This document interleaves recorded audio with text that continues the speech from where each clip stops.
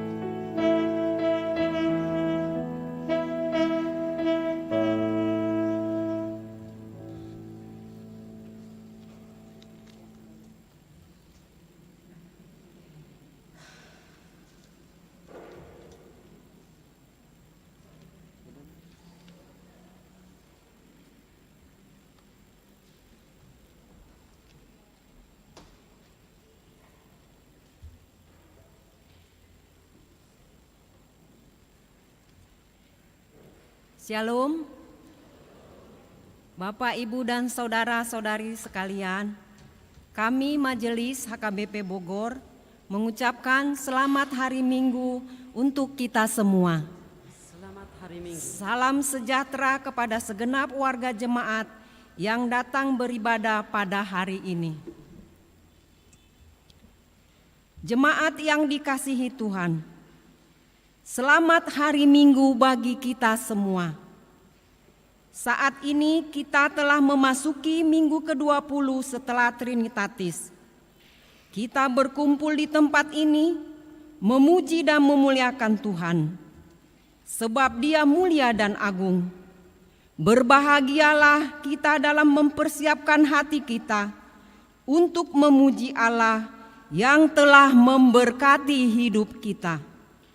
Dimuliakanlah Allah di atas segala-galanya. Topik minggu kita hari ini mengatakan belajar berbuat baik, berhenti berbuat jahat.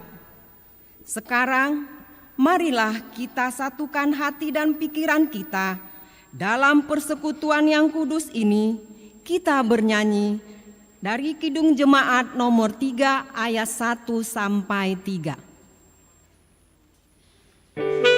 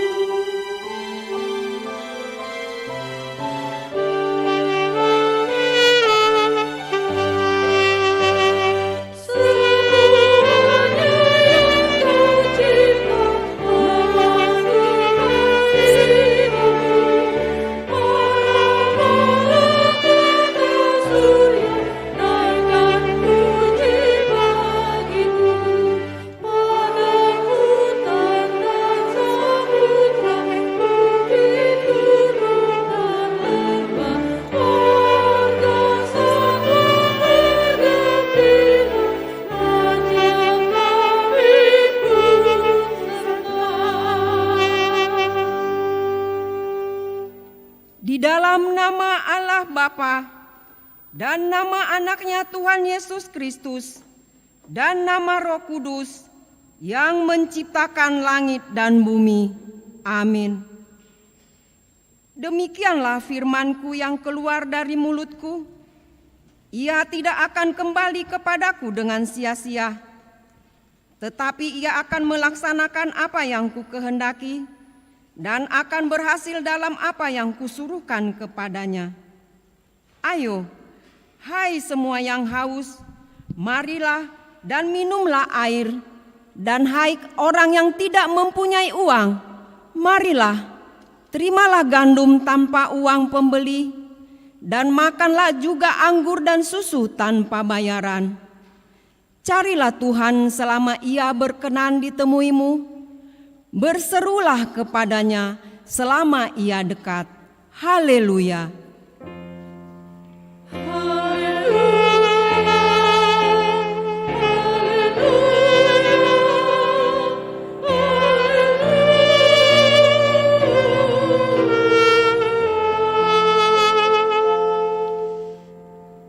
Marilah kita berdoa.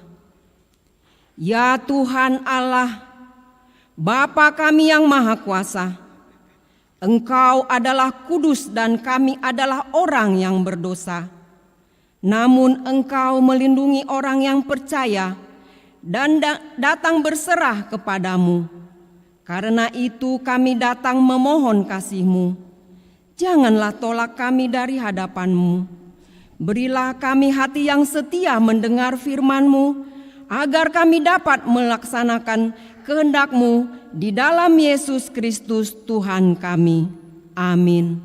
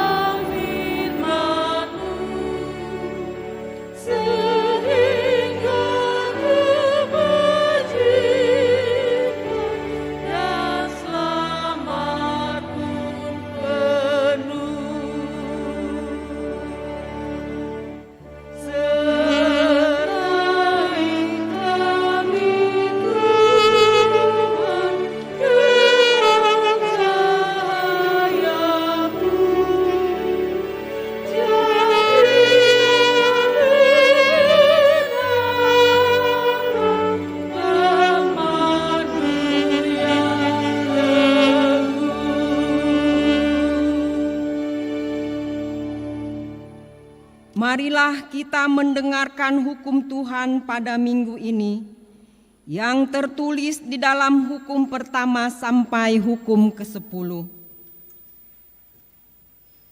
Dengarlah hukum Tuhan. Hukum pertama, Akulah Tuhan Allahmu, jangan ada padamu Allah lain di hadapanku. Hukum kedua, jangan perbuat bagimu patung yang menyerupai apapun yang ada di langit, atau yang ada di bumi, atau yang ada di dalam air di bawah bumi, untuk disembah atau dituruti. Hukum ketiga, jangan menyebut nama Tuhan Allahmu dengan sembarangan, sebab Tuhan akan menghukum orang yang menyia-nyiakan namanya. Hukum keempat, ingat dan kuduskanlah hari Sabat, sebab 6 hari lamanya engkau akan bekerja dan melakukan segala pekerjaanmu, tetapi hari ke-7 adalah hari Sabat Tuhan Allahmu. Maka jangan melakukan sesuatu pekerjaan, engkau atau anakmu laki-laki, atau anakmu perempuan, atau hambamu laki-laki, atau hambamu perempuan, atau hewanmu, atau orang asing yang berada di tempat kediamanmu. Sebab pada 6 hari lamanya Tuhan menjadikan langit dan bumi, laut dan segala isinya, dan Ia berhenti pada hari yang ke-7. Itulah sebabnya Tuhan memberkati hari Sabat dan menguduskannya. Hukum kelima, hormatilah ayah dan ibumu, supaya lanjut umurmu di bumi yang diberikan Tuhan Allahmu kepadamu.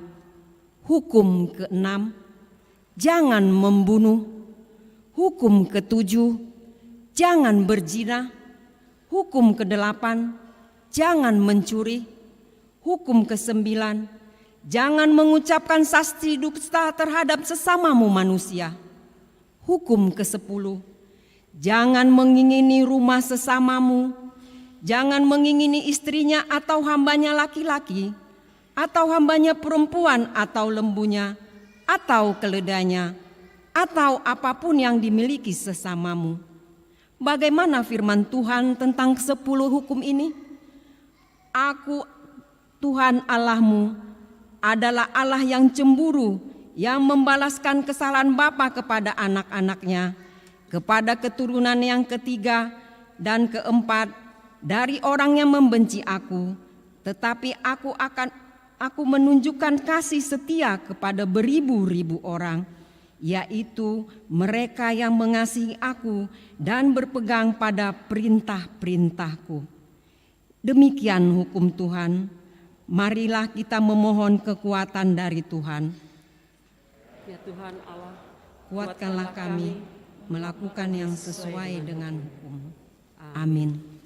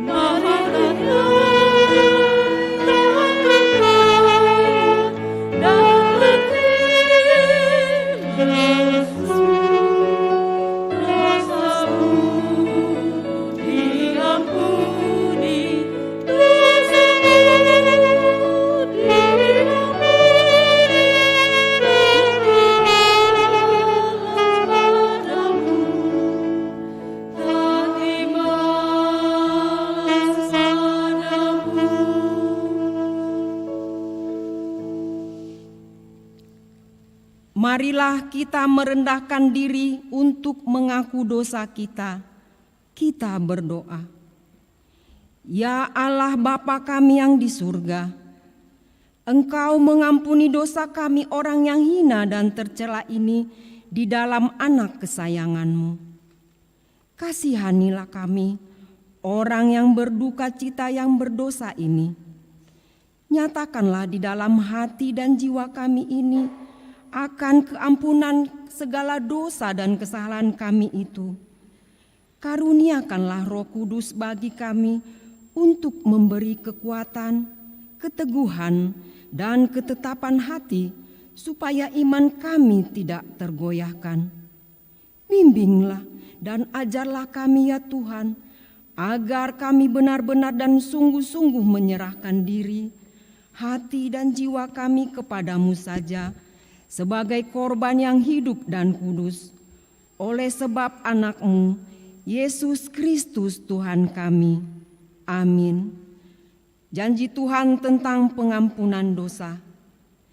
Siapakah yang menggugat orang-orang pilihan Allah?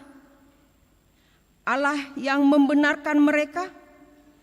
Siapa yang akan menghukum mereka? Kristus Yesus yang telah mati, bahkan lebih lagi, yang telah bangkit, yang juga duduk di sebelah kanan Allah, yang malah menjadi pembela bagi kita.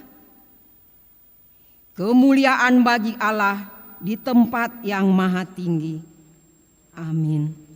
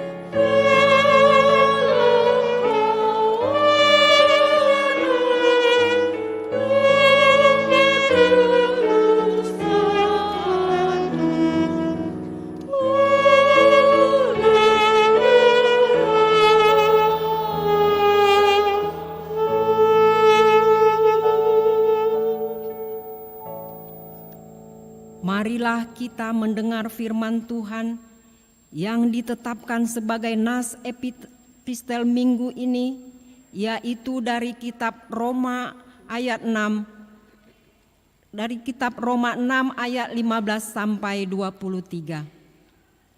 Jadi bagaimana? Apakah kita akan berbuat dosa? Karena kita tidak berada di bawah hukum Taurat, tetapi di bawah kasih karunia. Sekali-kali tidak.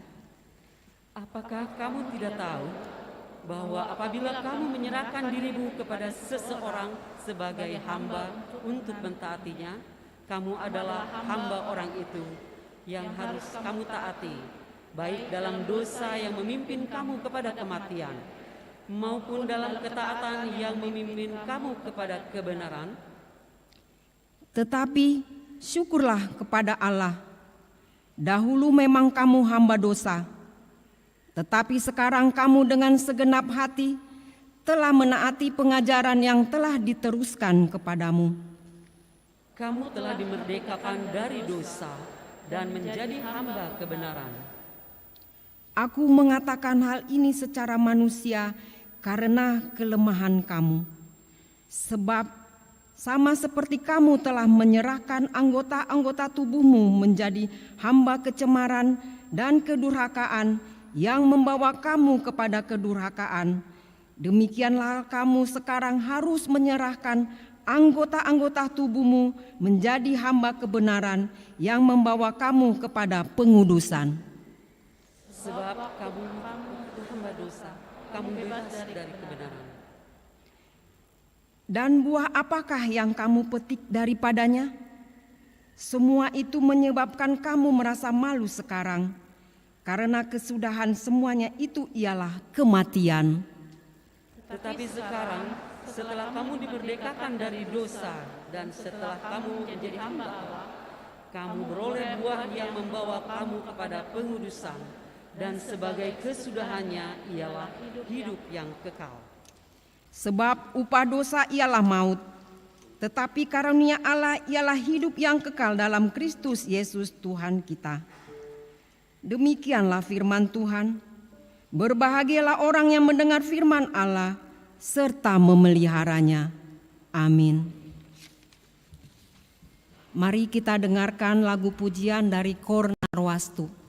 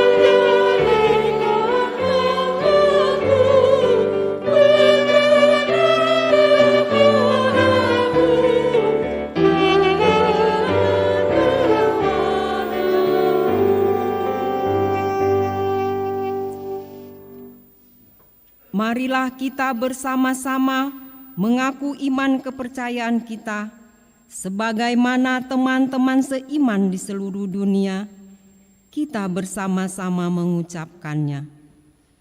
Aku percaya kepada Allah, Bapa yang Maha Kuasa, Khalik langit dan bumi. Aku percaya kepada Yesus Kristus, Anaknya yang tunggal Tuhan kita, yang dikandung daripada Roh Kudus, lahir dari anak darah Maria, yang menderita sengsara di bawah pemerintahan Pontius Pilatus, disalibkan, mati dan dikuburkan, yang turun ke dalam kerajaan maut. Pada hari yang ketiga, bangkit pula dari antara orang mati, naik ke surga, duduk di sebelah kanan Allah, Bapa yang Maha Kuasa. Dari sana akan datang kelak untuk menghakimi orang yang hidup dan yang mati. Aku percaya kepada Roh Kudus dan adanya satu gereja yang kudus dan am, persekutuan orang kudus, pengampunan dosa, kebangkitan daging, dan hidup yang kekal. Amin.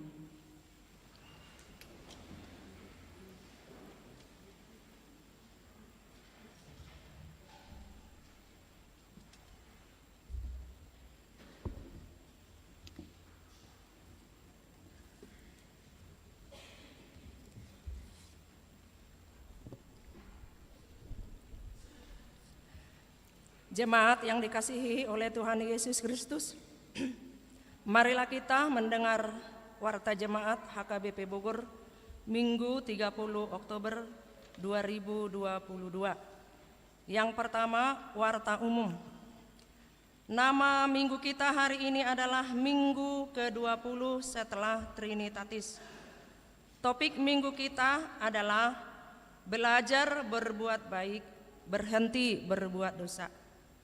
Yang kedua, warta hendak menikah. Warta kedua, akan menerima pemberkatan nikah, yaitu Andre Halomoan Christian Situmeang, putra dari Bapak Rukdin Situmeang, Ibu Rosdina Boru Nababan, alamat Geria Katulampa, Blok C5, nomor 30, RT 7 RW 10 Katulampa, Sektor Hermon, anggota jemaat HKBP Bogor. Dengan Kurniasari Vanessa Sunada Boru Sinurat, putri dari Bapak Arnold Parlindungan Sinurat, Ibu Sintua Erli Romauli Boru Simamora, alamat MES BPT nomor 6 RT 2 RW 5 Desa Banjarwaru Ciawi, Sektor Hermon, anggota jemaat HKBP Bogor. Pemberkatan nikah akan dilaksanakan pada hari Sabtu tanggal 5 November 2022 mulai pukul 8.30 WIB di HKBP Bogor. Yang ketiga, keluarga baru. Mulai hari ini Minggu tanggal 30 Oktober 2022 telah diterima menjadi keluarga baru HKBP Bogor, yaitu keluarga perdana Reynaldi Augustus Usior dengan Jenny Maria Renata Boru Tinambunan, alamat Sektor Horeb. Menerima pemberkatan nikah tanggal 11 September 2021 di HKBP Bogor. Gereja menyampaikan selamat datang di HKBP Bogor. Kiranya mereka menjadi anggota jemaat yang rajin beribadah dan bergereja. Yang keempat, pesta Parolopolopon, Gotilon dan ulang tahun HKBP Bogor ke-90 tahun. A. Pesta Parolopolopon, Gotilon dan ulang tahun gereja kita akan dilaksanakan pada Minggu tanggal 6 November 2022 masuk pukul 9 WIB. Oleh karena itu, diberitahukan kepada seluruh warga jemaat bahwa ibadah minggu di pesta tersebut hanya dilaksanakan 1 kali saja. Dimohon perhatiannya. B. Di pesta puncak pada hari Minggu tanggal 6 November 2022 tersebut, kita akan menyampaikan persembahan ucapan syukur ke depan altar sebagai ungkapan syukur kita kepada Tuhan atas usia yang diberikan Tuhan kepada kita sesuai dengan bulan ulang tahun masing-masing. Kita akan menyerahkannya pada kantong keempat di dalam amplop. C.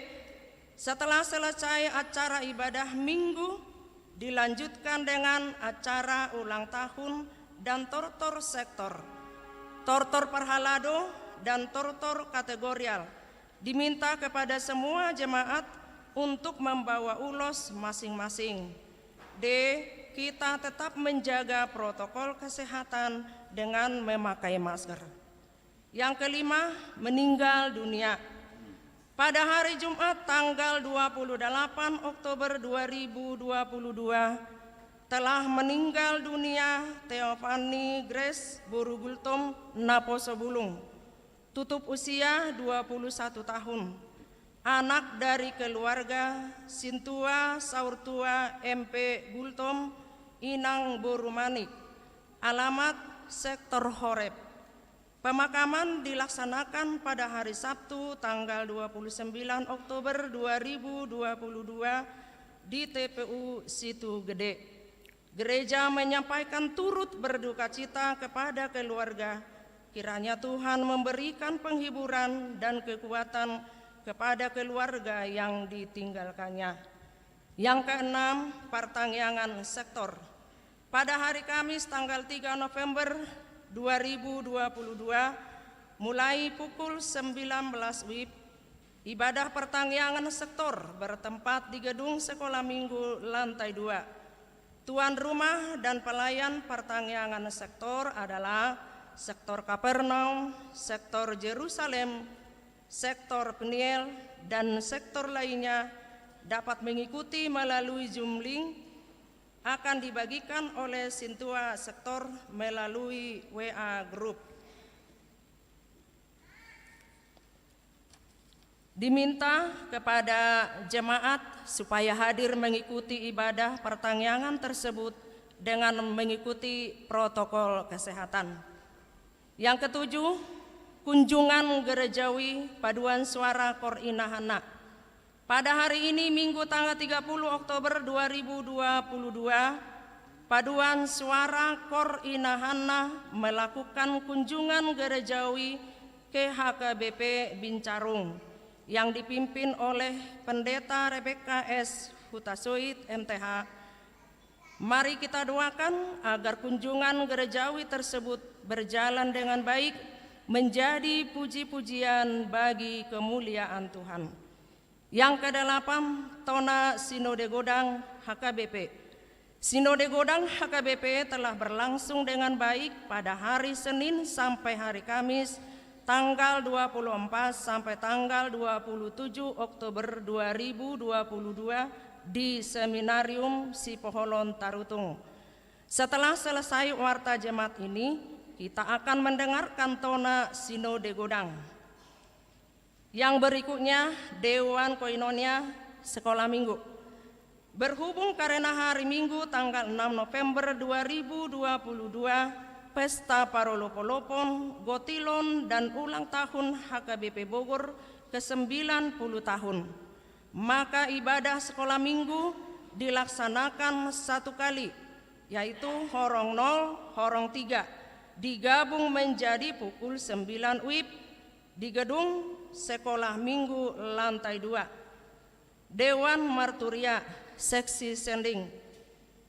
Maulia tema di Tuhan ala nunga dengan berdalan pasahaton silua tu perkampungan Bibel Pro Sinaksak godangna 206.550.000 rupiah.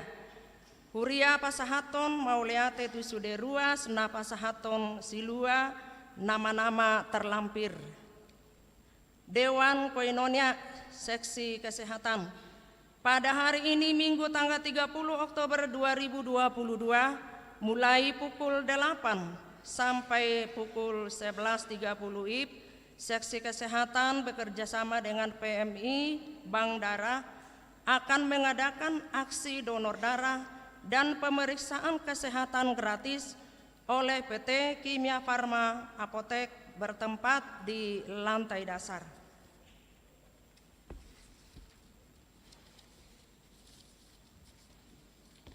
Yang terakhir, keuangan. Saldo pertanggal 21 Oktober 2022 jumlah 118.823.789 rupiah. Pemasukan 63.419.022 rupiah. Pengeluaran 27.658.400 rupiah. Saldo pertanggal 28 Oktober 2022 jumlah seluruhnya 202.279.411 rupiah. Saya akan membacakan pesan Sinode Agung ke-66 HKBP. Kepada yang terkasih semua warga dan pelayan HKBP di tempat masing-masing. Kasih karunia dan damai sejahtera dari Allah Bapa kita dan dari Tuhan Yesus Kristus menyertai kamu. Amin.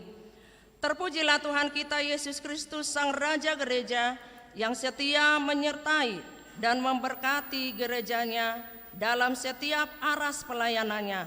Di dalam penyertaannya jugalah berlangsung Sinode Agung ke-66 HKBP tanggal 24 sampai 27 Oktober 2022 di Perkampungan Seminarium Sipoholon, Tapanuli Utara. Dengan protokol kesehatan terkait COVID-19 di dalam terang tema bertolong-tolonglah menanggung bebanmu, demikianlah kamu memenuhi hukum Kristus, Galatia 6 ayat 2. Dan subtema melalui tata dasar dan tata laksana yang lebih baik dan sentralisasi, keuangan HKBP semakin bersemangat meningkatkan pelayanannya di era digitalisasi. Melalui tema dan subtema ini, kita berharap bahwa di gereja kita akan semakin terjalin semangat bertolong-tolongan dalam semua aras pelayanan.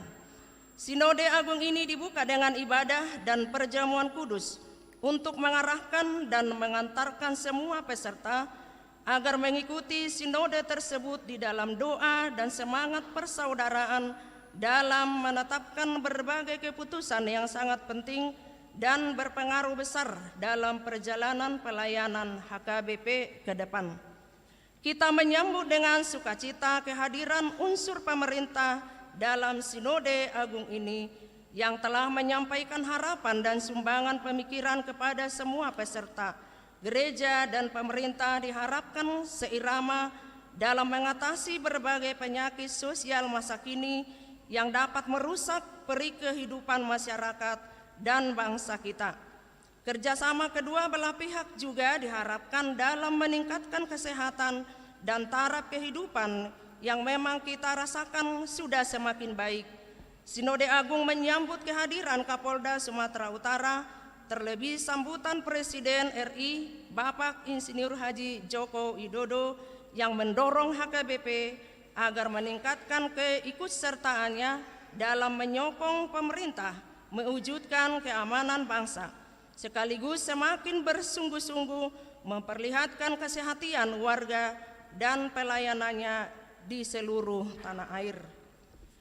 Dari laporan pertanggungjawaban pelayanan Opui Eporus, terlihat pelayanan HKBP yang semakin meningkat secara signifikan. Dalam hal dana pensiun, terlihat berbagai upaya dan kesungguhan gereja kita untuk menyelesaikan tanggung jawabnya. Kita masih harus membayar 12,7 miliar rupiah. Kantor pusat akan membayarkannya sejumlah 5 miliar dari yang sudah dianggarkan untuk tahun 2022. Maka kita masih harus mencari dana sejumlah 7,7 miliar rupiah lagi. Sinode Agung menetapkan agar dana pensiun HKBP beralih dari dana pensiun manfaat pasti ke dana pensiun iuran pasti. Sinode Agung juga menyampaikan terima kasih kepada semua warga dan pelayan HKBP yang ikut serta membantu dana pensiun HKBP. Juga terlihat jelas selama pandemi COVID-19, gereja kita semakin terlatih di dalam memakai teknologi informasi IT untuk mengembangkan pelayanan. Peningkatan juga terjadi dalam hal pembenahan aset HKBP dan keikutsertaan HKBP dalam berbagai gerakan ekumenis.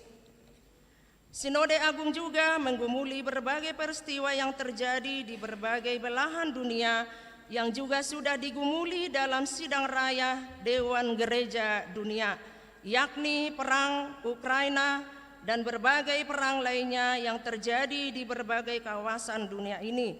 Sinode Agung juga menggumuli isu-isu publik seperti kerusakan lingkungan hidup, persoalan tanah adat, pelecehan dan kekerasan seksual. Seturut dengan konvensi HKBP, warga dan pelayan HKBP harus ikut serta untuk mengatasi berbagai kerusakan lingkungan, pelecehan dan kekerasan seksual. Gempa bumi yang terjadi di Tapanuli Utara yang terjadi awal Oktober 2022 tidak luput dari pergumulan Sinode Agung gereja kita. Gempa tersebut menimbulkan banyak kerusakan rumah-rumah penduduk dan bangunan gereja. Sinode Agung berdoa untuk para korban supaya diberinya kekuatan. Sinode Agung juga mensyukuri bantuan yang datang dari jemaat-jemaat HKBP yang membantu para korban bangkit dari keterpurukan. Secara mendalam dan sungguh-sungguh, Sinode Agung juga membahas dan akhirnya menetapkan berlakunya sentralisasi keuangan HKBP. Setelah sebelumnya hal ini dibahas dalam berbagai aras pelayanan gereja kita, Sinode Agung juga menetapkan kewajiban setiap huria untuk disetor ke pusat untuk program sentralisasi ini, yakni 55% dari potensi keuangan setiap huria. Inilah yang akan dipakai untuk menjalankan program resort, distrik, dan pusat, serta untuk perbelanjaan semua pelayan yang mendapat SK dari Eporus HKBP. Potensi keuangan yang dimaksud meliputi 11 persembahan berikut ini, yaitu persembahan ibadah 1A, persembahan ibadah 1B, dan persembahan kedua yaitu persembahan ibadah pertangyangan, persembahan ibadah sermon kategorial, persembahan ibadah pertupolon atau pemberkatan nikah, persembahan ibadah perjamuan kudus, persembahan ibadah khusus atau kasual, persembahan hamauliateon, persembahan persepuluhan, persembahan bulanan atau tahunan jemaat yang dikirimkan ke pusat paling lambat pada hari ketiga setiap minggu. Dengan begitu setiap jemaat tidak lagi membiayai anggaran resort, anggaran distrik maupun perbelanjaan semua pelayan yang ditugaskan Eporus sentral atau pusatlah yang membiayainya. Sebanyak 45% yang tinggal di huria akan dipakai oleh huria tersebut untuk program pelayanannya. Program sentralisasi ini sesungguhnya sudah diharapkan sejak lama oleh HKBP dengan harapan bahwa dengan sentralisasi ini pelayanan gereja kita akan semakin meningkat dan memberi kesempatan bagi huria dan pelayannya menjalankan berbagai inovasi dan kreasi sekaligus mengatasi berbagai kesulitan terkait dengan mutasi dan dana pensiun. Sesudah melalui berbagai pembahasan mendalam di Aras Huria, Resort dan Distrik, Sinode Agung juga menetapkan amandemen keempat Tata Gereja HKBP 2002 yang memperbaiki hal kepesertaan ke Sinode Agung 2024 dan hal sentralisasi keuangan. Demikian juga dengan hal yang berkaitan dengan pemakaian teknologi dalam pelayanan gereja. Amandemen tata gereja ini akan berlaku sejak 1 Januari 2023. Kiranya Tuhan menolong, memberi kekuatan, dan memberkati HKBP dalam mewujudkan berbagai pelayanan yang mengokohkan iman dan meningkatkan taraf kehidupan semua warga dan pelayan HKBP. Marilah kita mengingat firman Tuhan dalam Yeremia 29 ayat 11 yang berkata, "Sebab aku ini mengetahui rancangan-rancangan apa yang ada padaku mengenai kamu.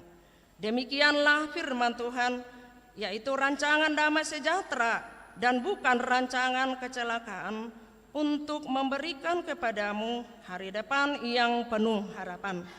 Seminarium Sipoholon tanggal 27 Oktober 2022.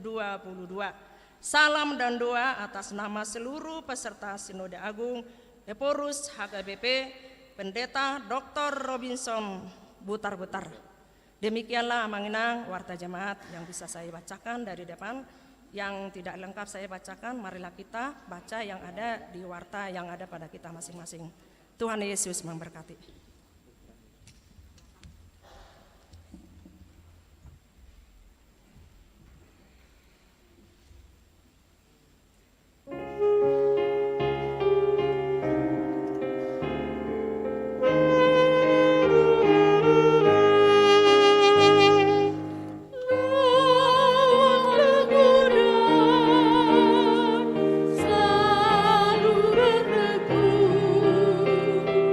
Di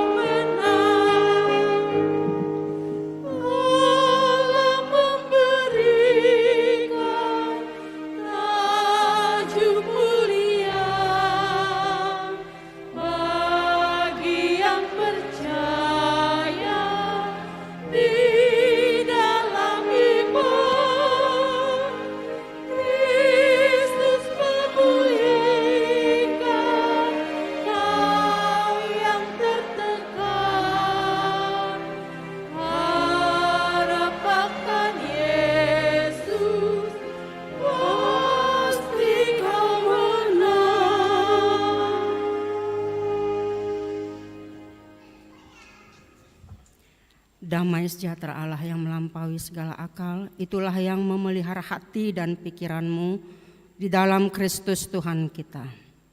Amin. Selamat hari Minggu untuk kita sekalian. Firman Tuhan bagi kita pada minggu ini dari kitab Yesaya pasal 1 ayat 16 sampai dengan 20. Demikian. Basuhlah, bersihkanlah dirimu, jauhkanlah perbuatan-perbuatanmu yang jahat dari depan mataku. Berhentilah berbuat jahat, belajarlah berbuat baik. Usahakanlah keadilan, kendalikanlah orang kejam. Belalah hak anak-anak yatim, perjuangkanlah perkara janda-janda. Marilah baiklah kita berperkara, firman Tuhan. Sekalipun dosamu merah seperti kirmizi, akan menjadi putih seperti salju. Sekalipun berwarna merah seperti kain kesumba, akan menjadi putih seperti bulu domba. Jika kamu menurut dan mau mendengar, maka kamu akan memakan hasil baik dari negeri itu. Tetapi jika kamu melawan dan memberontak, maka kamu akan dimakan oleh pedang. Sungguh Tuhan yang mengucapkannya. Demikian firman Tuhan. Bapak, Ibu, Saudara yang kekasih di dalam Kristus, ada pepatah yang mengatakan kacang lupa akan kulitnya. Ini berbicara tentang seseorang yang lupa siapa dirinya, dari mana asalnya, siapa yang telah membesarkannya, siapa yang telah mendukungnya selama ini. Dan banyak orang punya sindrom seperti ini ya. Ketika mereka sudah meraih keberhasilan dalam hidupnya, mereka lupa. Ada saja seseorang ketika berada di zona yang nyaman, disitulah kecenderungan orang lupa akan kebaikan Tuhan yang selama ini terus memberkatinya di dalam hidupnya. Tetapi dia menyangka bahwa semua itu yang diraihnya adalah karena kekuatannya sendiri, karena kegagahannya sendiri, karena kehebatannya, karena ada banyak hal kelebihan di dalam kehidupannya. Sadarkah kita bahwa yang sama seringkali kita lakukan, melupakan Tuhan, dan itulah yang disebut dengan kacang lupa kulitnya. Di saat kita tidak mengampuni orang lain dan kita tidak mau, kita juga bisa dikategorikan dengan kacang lupa kulitnya. Karena apa? Karena Allah telah mengampuni dosa-dosa kita. Tapi mengapa kita tidak mau mengampuni orang lain? Saat kita melupakan orang-orang yang berjasa dengan kita, maka kita sama dengan ungkapan itu.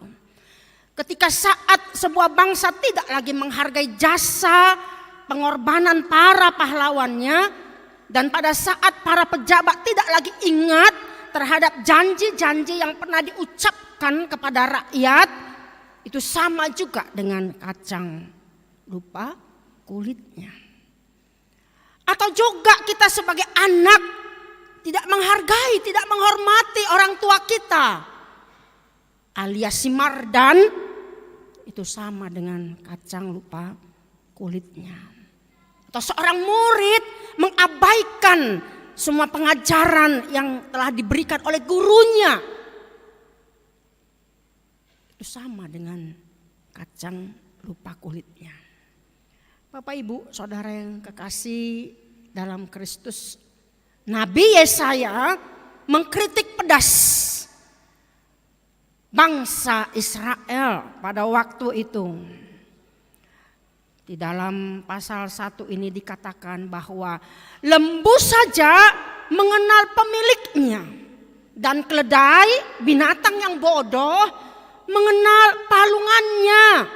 Namun umatku Israel ini begitu saja melupakan Tuhan Allahnya yang telah membebaskan nenek moyangnya dulu dari perbudakan, yang telah memberikan tanah Kanaan yang penuh dengan madu dan susu.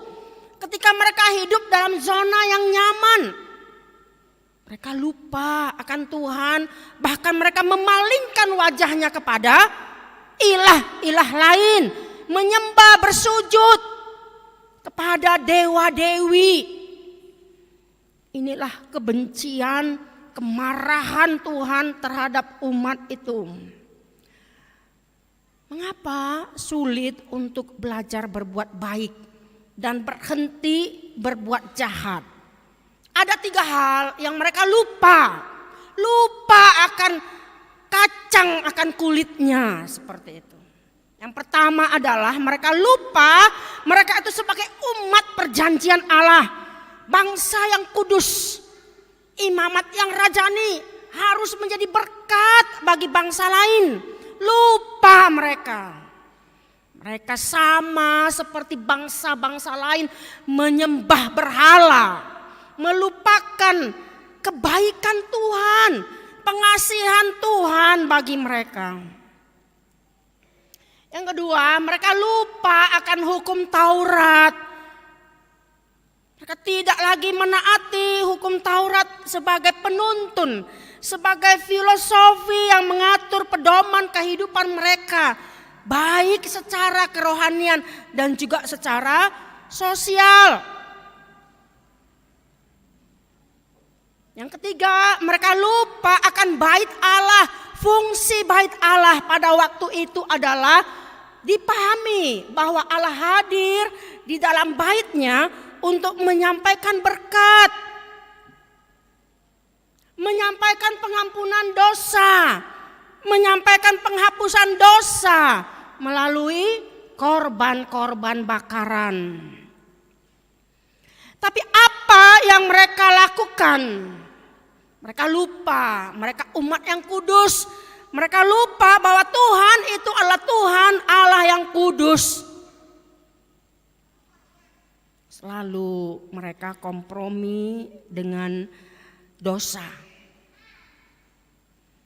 Ada banyak kritik Nabi Yesaya terhadap kehidupan umat Israel. Dan mereka sangat tidak menghormati Allah, tidak menghargai Allah. Mereka umat yang memberontak. Ibadah-ibadah yang mereka lakukan itu dipandang secara sempit. Sekedar hanya melaksanakan kewajiban. Di satu sisi mereka membawa persembahan, namun di sisi lain mereka merampas harta orang lain. Harta orang-orang miskin, para janda-janda, anak yatim piatu. Mereka tak dapat mengendalikan hawa nafsu, mementingkan diri sendiri, memperkaya diri sendiri. Kehidupan mereka, kehidupan ibadah mereka tidak diimbangi dengan hidup yang benar. Bapak Ibu, saudara yang kekasih di dalam Kristus, kritik Nabi Yesaya, kendalikan orang-orang kejam. Luar biasa dosa kemunafikan umat Israel pada waktu itu. Mereka tak dapat bagaimana melihat mengasihi sesama mereka, tetangga mereka yang ada di samping mereka, yang sengsara, yang melarat, mereka tindas. Mereka telah gagal memahami apa itu hidup yang benar di hadapan Tuhan. Mereka gagal untuk melakukan apa yang baik. Memang untuk melakukan yang baik itu tidaklah mudah. Taingok do amanginang ditiki maka tidak ko kaporsiau kita macalo pasu-pasu nadia pehon padita do di sing di pargo di dongani maho maralohon nasana cat jala di pargogoi ho patu pahon nasana denggan. Ternyata memang melakukan kebaikan itu sangat sulit. Itu tidak datang dari diri kita sendiri. Tetapi itu harus dari pertolongan Allah, pertolongan daripada Roh Kudus. Ada banyak orang memahami tentang dosa itu sempit. Oh, dosa itu seperti yang diinventarisir oleh Rasul Paulus di surat Galatia 5 atau di Kolose 3 dan di surat-surat yang lain. Mencuri, menyembah berhala, berbohong, membunuh. Apakah hanya itu? Ternyata di dalam perjanjian baru ada beberapa kata Yunani yang melukiskan berbagai aspek dosa. Yang pertama itu disebut dengan hamartia, yaitu pelanggaran, perbuatan salah, berdosa kepada Allah. Jadi dia secara vertikal berdosa di hadapan Allah. Yang kedua itu disebut dengan adikia, kejahatan, kelaliman, ketidakadilan, tidak ada kasih, memperbudak orang lain, penipu. Yang ketiga ada kata dosa, yaitu anomia. Inilah kedurhakaan, pelanggaran hukum, menentang hukum Allah. Yang keempat itu yang disebut dengan apistia, ketidakpercayaan, ketidaksetiaan. Apakah itu kepada Allah, apakah itu kepada pasangan hidup kita? Inilah sifat-sifat mementingkan diri, mementingkan kesenangan untuk diri sendiri tanpa menghiraukan orang lain. Jadi dosa itu adalah perseteruan dengan Allah, pemberontakan, ketidaktaatan, kerusakan moral, menentang semua kebaikan, menentang perbuatan baik dan yang berhubungan dengan itu. Jadi tidak hanya sekadar pemahaman kita tentang dosa seperti mencuri, penipu, seperti itu ya. Tidak, ternyata lebih luas dan lebih dalam lagi. Memang proses dosa itu menjerat manusia hingga membinasakan. Pernahkah kita mendengar atau tahu sebuah nama tanaman yang disebut dengan Venus flytrap? Tanaman ini hidup di daerah subtropis yang terdiri dari 2 daun yang memiliki engsel terbuka dan dikelilingi oleh bulu-bulu halus. Jadi tanaman Venus flytrap ini mengeluarkan aroma yang khas. Dan dia memiliki warna yang sangat mencolok, ya, memikat hati siapa yang melihat. Jadi ketika saat serangga menyentuh bulu-bulu halus di sekitar daun, maka dalam waktu yang sangat cepat kedua daun itu yang berbentuk engsel itu langsung menutup, mengunci, mencengkeram mangsanya. Jadi ada cairan khusus itulah yang menghancurkan serangga yang masuk ke dalam. Seperti nama tanaman itu sangat memikat dan menjerat, bahkan mematikan mangsanya. Demikianlah dosa itu. Seolah-olah dosa itu kecil, celahnya kecil sekali. Ya. Tapi karena terbiasa melakukan itu, contoh saja mencuri, sepanjang tidak ditangkap oleh polisi, maka dia akan terus mengulang dan mengulangi perbuatan itu sampai dia kebal. Tapi ketika dia ditangkap, bahkan terjadi street justice, hukum massa, matilah dia. Bisa dia mati kan? Hancur lebur, muka itu sampai bengkak, dibogem sama orang. Jadi kecil sekali dosa itu, tetapi akan berujung maut. Itulah yang dilakukan oleh orang Israel, melebihi dosa Sodom dan Gomora.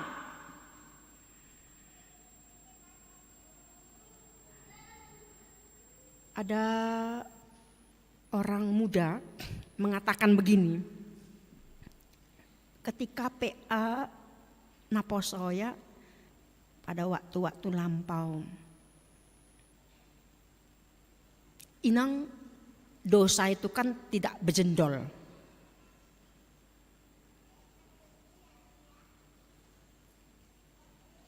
Jadi sama seperti pemahaman upamani Batak, emena masa digagat ursa, ahana masa baimana niula. Orang lakukan itu, mari kita lakukan itu, dianggap sebagai sebuah kebenaran. Padahal itu satu kesalahan dan bahkan dosa.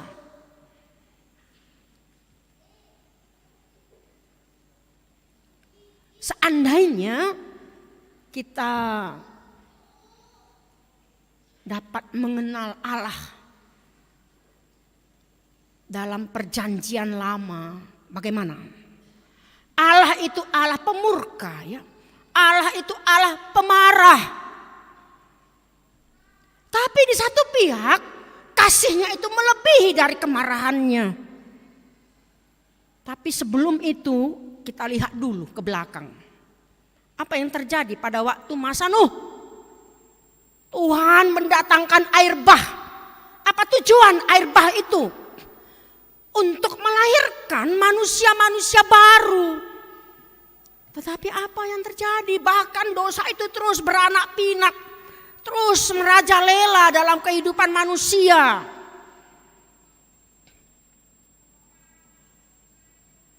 Dan sampai hari ini, seandainya Tuhan menghukum kita manusia, karena ada di pihak lain, agama-agama lain mengatakan, kalau Allah itu menyediakan api neraka, Allah itu adalah Allah yang kejam. Di mana kasih Tuhan?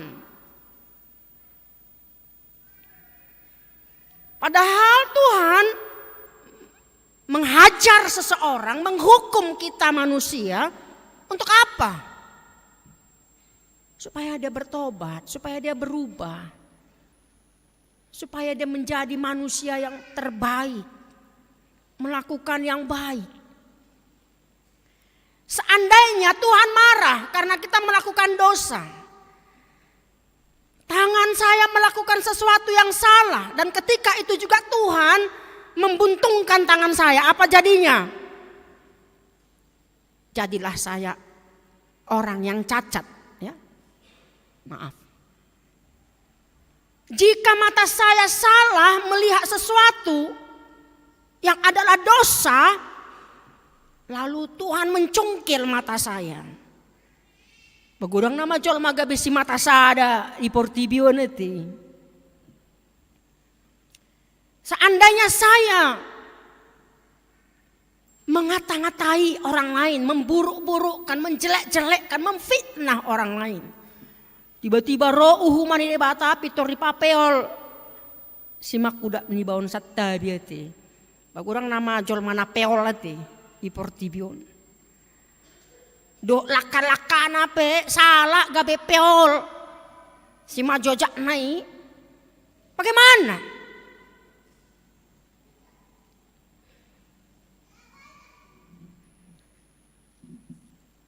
Dalam Matius 5 ayat 29. Maka jika matamu yang kanan menyesatkan engkau, congkillah dan buanglah itu, karena lebih baik bagimu jika satu dari anggota tubuhmu binasa daripada tubuhmu dengan utuh dicampakkan ke dalam neraka. Ngeri sekali ya. Ayat 30. Dan jika tanganmu yang kanan menyesatkan engkau, penggallah dan buanglah itu, karena lebih baik bagimu jika satu dari anggota tubuhmu binasa daripada tubuhmu dengan utuh masuk ke neraka.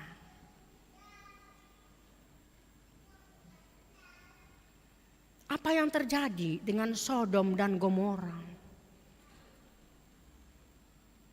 Tuhan membumi hanguskan, menjungkir balikkan kota itu.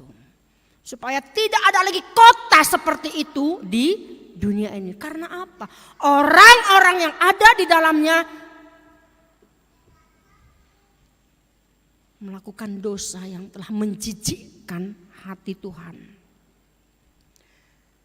Kita tahu apa yang terjadi di Sodom dan Gomora.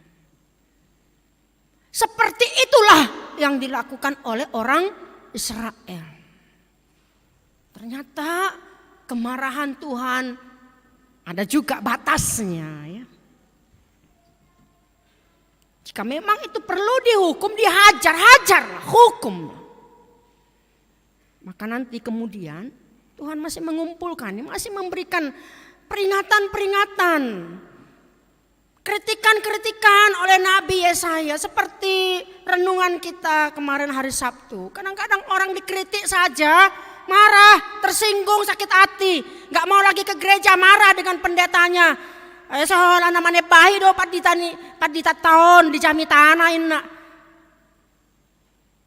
Banyak orang seperti itu. Ayo do si pata taku bawa Tuhan masa, barang lo mau be rohana tu padita papida mainin do kan. Nggak mau menerima kritikan. Padahal orang yang mau maju adalah orang yang mau menerima kritikan. Itu kita harus ingat. Orang yang mau mengubah dirinya, memperbaiki dirinya untuk sesuatu yang maju bagi dirinya, membangun karakternya, dia harus bisa menerima kritikan. Bahkan anak kita pun mengkritik kita sebagai orang tua, kita terima. Sotung tado, dak danak do peho. Wah malo-maloho, mamodaya karena tua-tua.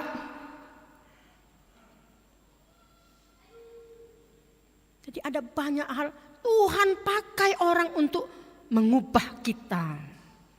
Jangan kita terjerat seperti tanaman Venus flytrap itu menjerat kita. Oke lah, ke diskotik nggak apa-apa sekali dua kali. Kan cuma lihat-lihat doang, menemani teman, ada rapat di situ, ada meeting. Kelanjutannya bagaimana? Bisakah kita menjamin diri kita memelihara serta bisi malolok tahun? Doh hagiok ni rohata. Jangan kita masukkan diri kita ke dalam pencobaan. Kita sudah tahu itu sesuatu hal yang negatif, mari kita hindari. Bapak Ibu Saudara yang kekasih dalam Kristus, orang Israel gagal untuk memegang perjanjian dengan Allah. Mereka sebagai umat yang kudus, umat pilihan Allah. Mereka gagal mengakui Allah sebagai sumber keselamatan dan berkat. Itu Itulah sebabnya Allah menjatuhkan hukuman bagi mereka nanti, pembuangan ke Babel. Dosa mereka itu tak dapat lagi ditolerir. Karena Allah tidak pernah toleransi. Ya. Allah tidak pernah dapat dipengaruhi oleh dosa. Tadi Allah yang pemarah ini sudah meluap ya. Kemarahannya sudah meluap. Tetapi apa? Kasihnya lebih besar. Ada syarat. Kata Tuhan, basuhlah, bersihlah dirimu. Jauhkanlah perbuatan yang jahat di depan mataku. Berhentilah berbuat jahat. Kendalikan orang kejam. Belalah anak yatim piatu. Perjuangkan hak-hak para janda. Kehidupan kita sehari-hari saat ini, kita dapat melihat ada banyak contoh-contoh dalam pengadilan. Bagaimana supremasi hukum di negara kita dan di negara-negara lain. Masihkah dapat ditegakkan? Bukan uang yang berbicara, tetapi adalah kebenaran dan keadilan yang harus ditegakkan. Maka asini rohani debata ubal gadoi sian hamuruhonai.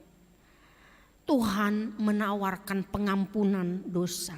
Sekalipun dosamu merah seperti kirmizi, akan menjadi putih seperti salju.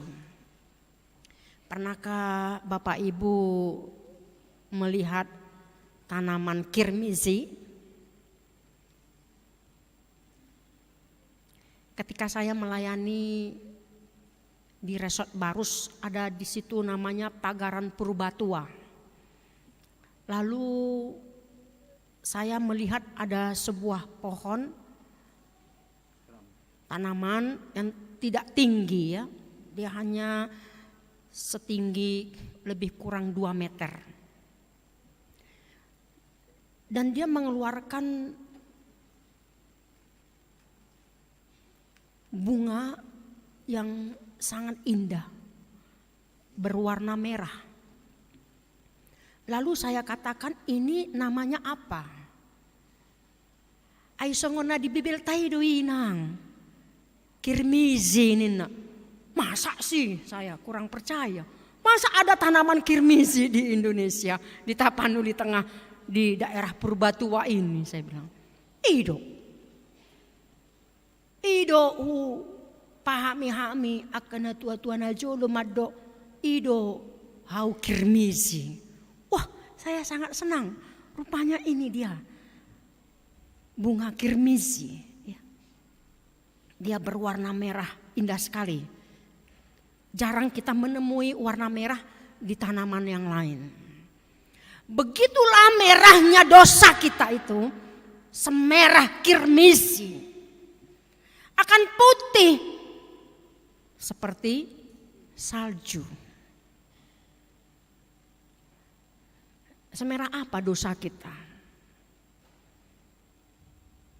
Merah darahnya Yesus itulah melebihi merahnya kirmizi itu. Menghancurkan, menelan, bahkan menghapus dosa-dosa kita. Amin. Darah Kristus yang merah itu yang menyucikan kita dari dosa kita. Tak perlu lagi ada korban-korban bakaran. Kata Tuhan, aku jijik dengan korban-korban bakaranmu ini. Karena apa? Mereka melakukan kemunafikan. Tapi dalam perjanjian baru tak perlu lagi ada korban. Yesuslah sebagai domba Allah yang mengorbankan dirinya untuk menghapus dosa kita. Satu hari di Partangyangan, adong nama nukun di agedani HKBP buasa adong hasesaani dosa, pengampunan dosa. Itu mengingat fungsi bait Allah. Dan kita jangan pernah memahami ketika sekali seminggu dalam ibadah umum seperti ini kita mengakui untuk Tuhan mengampuni dosa kita, tapi kita melakukan lagi dosa yang sama. Dosa yang sama. Kata Paulus, sekali-kali tidak. Walaupun kasih karunia itu telah menyelamatkan kita, telah menghapus dosa kita, apakah kita juga akan melakukan dosa terus menerus? Allah tidak bisa dipermainkan.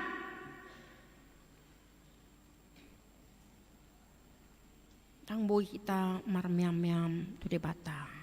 Justru kita harus benci, kita harus muntah dengan dosa kita masa lalu. Supaya apa? Kita tidak melakukan itu lagi.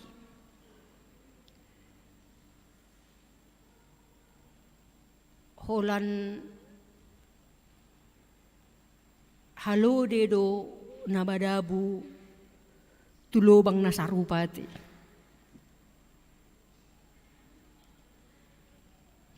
Ini menjadi inspirasi firman Tuhan, katakan jangan seperti keledai yang jatuh di lubang yang sama. Jangan kita melakukan dosa yang sama yang menjijikkan itu. Tapi kita harus beranjak dan meninggalkannya. Sekalipun berwarna merah seperti kain kesumba akan menjadi putih seperti bulu domba. Kita tahu wantex ya. Wantex itu zat pewarna. Jadi semerah apapun itu bisa putih seperti bulu domba. Jadi luar biasa Allah melalui Yesaya menganalogikan betapa merahnya dosa kita itu. Jangan kita menganggap bahwa gereja atau ibadah kita, pengampunan dosa itu seperti mesin cuci. Sekali seminggu dicuci, dibilas, besok Senin mulai lagi yang baru. Dan bahkan mengulangi yang lama. Dan semakin besar lubang dosa itu. Maka inilah diserukan oleh Yesaya kepada umat Israel dan juga kita orang percaya kepada Kristus hingga pada saat ini. Dengan syarat bertobatlah, berubahlah. Besok tanggal 31 Oktober adalah hari reformasi yang ke-501 ya. Oleh Martin Luther yang mencanangkan 95 dalil. Dia menjemaatkan untuk kita sampai sekarang ada 5 yang kita lihat dan kita ingat. 5 soli. Soli gratia atau sola gratia, sola fide, sola scriptura, soli deo gloria, dan solus Christus. Dan inilah kita bisa mereformasi diri kita terus menerus. Tuhan sudah mereformasi kita melalui Kristus yang mati di kayu salib. Maka untuk mengakhiri khotbah ini kita diingatkan oleh lagu Ina kita tadi, Narwastu, we are marching in the light of God. Mari kita berjalan dalam terang Tuhan. Jangan lagi kita hidup dalam kegelapan.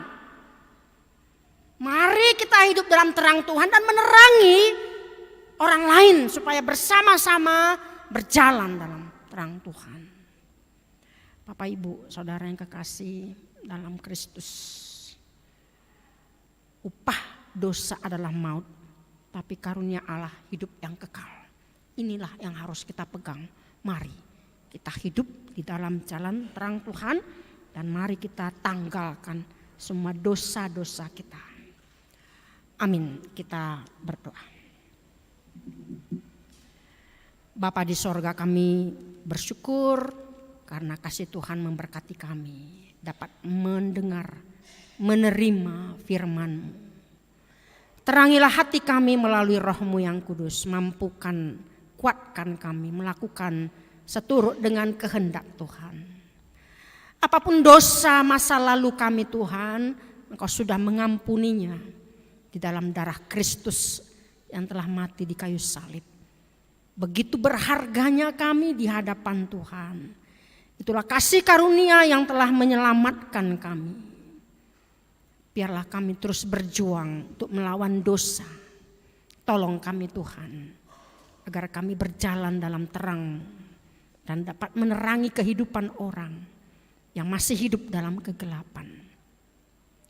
Bapa di sorga, kami berdoa bagi jemaat Tuhan yang akan menerima pemberkatan perkawinan. Andre Halomuan Christian Situmeang dengan pasangannya Kurnia Sari Vanessa Sunada Boru Sinurat pada hari Sabtu 5 November ini di HKBP Bogor. Berkati segala persiapan mereka Tuhan, supaya mereka satu visi misi, satu tujuan untuk membangun keluarga di dalam Tuhan, menjadi teladan dalam iman dan dalam perbuatan. Engkau memberkati seluruh dana dan bahkan undangan menjadi kesukaan kemuliaan bagi nama Tuhan. Kami berdoa secara khusus untuk pesta Parulopon, Gotilon dan ulang tahun HKBP Bogor ke-90 tahun pada tanggal 6 November ini. Tuhan, Kau berkati semua panitia, pendeta dan parhalado dan seluruh jemaat, agar kami bersukacita untuk mengaplikasikan seluruh berkat yang Tuhan nyatakan dalam kehidupan kami. Agar kami menjadi terang, menjadi berkat dimanapun kami berada. Kami juga mendoakan jemaat yang telah meninggal, yang telah Engkau panggil ke pangkuan-Mu, Tiofani Grace Borugultum. Biarlah Tuhan Engkau memberkati keluarga, berikan penghiburan, kekuatan, terangi hati, pikiran mereka Tuhan, supaya mereka tidak putus asa, mereka tidak kecewa, tetapi mereka dapat mengendalikan diri di dalam Tuhan, bahwa Engkaulah Allah yang berotoritas dalam kehidupan setiap orang. Kami juga menyerahkan seluruh program-program gereja. Biarlah Tuhan berkati pengumuman Kor Inahana yang akan berkunjung ke HKBP Bincarung. Tuhan berkati sehingga semua dapat berjalan dengan baik. Biarlah nyanyian pujian menjadi berkat bagi banyak orang dan menjadi kemuliaan bagi nama Tuhan. Kami tak lupa mendoakan jemaat yang sakit, Nyonya Tambun, Nyonya Pendeta Borusiaan. Berkati Tuhan yang pemulihan di rumah, Aira S. Tambun juga pemulihan di rumah, Sentua JR Huta Barat Borusiman Juntak di rumah sakit Ciawi, Nyonya RBM Butar-Butar Boru Tambun pemulihan di rumah, Bapak B. Manurung Boru Kutapea di rumah sakit PMI, Nyonya Sintua Desi Hombing Boru Dolok Saribu pemulihan di rumah, Himan Jarat Purba di rumah sakit Azra, dan masih banyak lagi yang tidak kami sebut nama mereka Tuhan. Biarlah Engkau yang maha tahu, Engkau Tuhan yang memberikan kelegaan bagi mereka, kesembuhan, berkati obat yang mereka konsumsi, berkati tangan-tangan dokter dan seluruh perawat dan juga keluarga yang mengasihi, sehingga mereka dapat pulang dan mereka dapat kembali melakukan tugas dan tanggung jawab mereka Tuhan di rumah, di sekolah, di gereja Tuhan, dan dimanapun mereka bekerja. Kami juga tak lupa mendoakan keluarga yang berulang tahun perkawinan, yang belum mendapatkan anak. Berkati Tuhan, Engkaulah yang memberikan keturunan kepada mereka, agar mereka Engkau memberikan kepercayaan dan tanggung jawab sebagai orang tua kelak Kami juga tak lupa mendoakan anak-anak kami dalam pendidikan, berkati agar mereka berhasil, sukses, dan menyelesaikan pendidikan dengan baik. Dan anak-anak kami yang belum mendapat pekerjaan Tuhan, Engkau yang menunjukkan lapangan kerja bagi mereka, supaya mereka dapat berbakti kepada Tuhan dan orang tua bahkan negara kami. Kami juga mendoakan anak-anak kami secara khusus yang belum menemukan jodohnya Tuhan. Pada waktunya Engkau memberikan kesempatan bagi mereka untuk membangun keluarga. Biarlah Engkau Tuhan yang memberikan masa depan yang terbaik bagi anak-anak gereja Tuhan pada saat ini.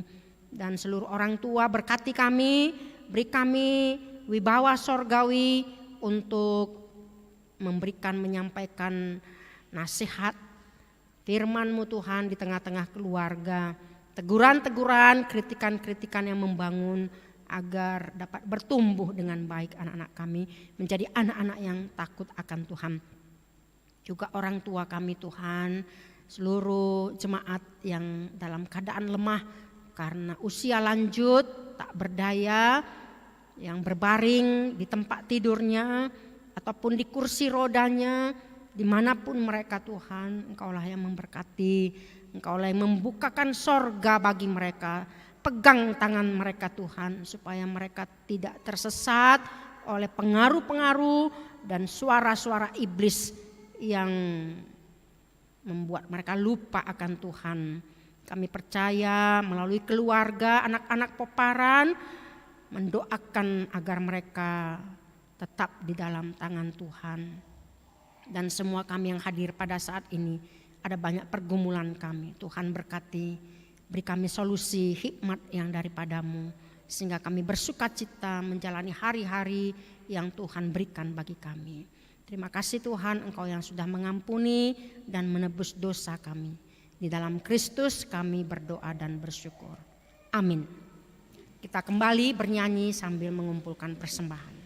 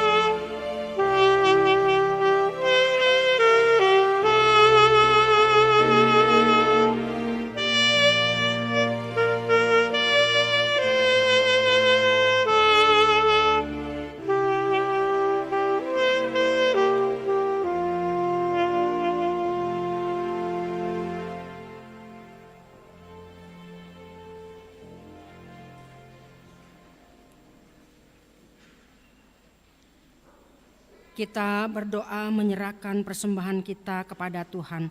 Ya Allah Bapa kami yang di sorga, kami mengaku bahwa Tuhan adalah sumber dari segala karunia yang melimpah dalam kehidupan kami masing-masing. Sebahagian daripada karunia itu kami serahkan kembali sebagai persembahan kepada Tuhan.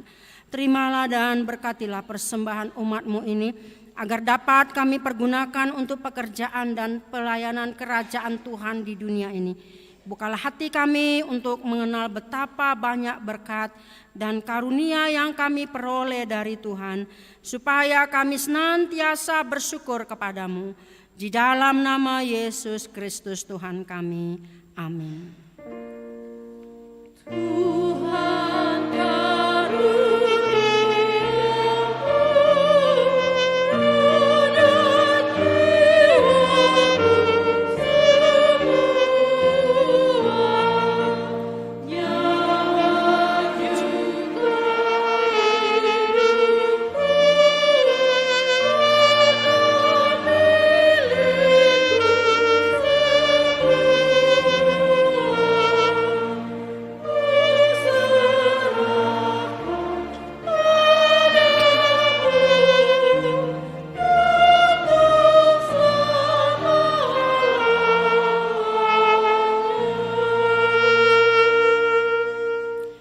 Bapa kami yang di sorga, dikuduskanlah namamu, datanglah kerajaanmu, jadilah kehendak-Mu di bumi seperti di sorga. Berikanlah kami pada hari ini makanan kami yang secukupnya, dan ampunilah kami akan kesalahan kami, seperti kami juga telah mengampuni orang yang bersalah kepada kami. Dan janganlah membawa kami ke dalam pencobaan, tetapi lepaskanlah kami daripada yang jahat.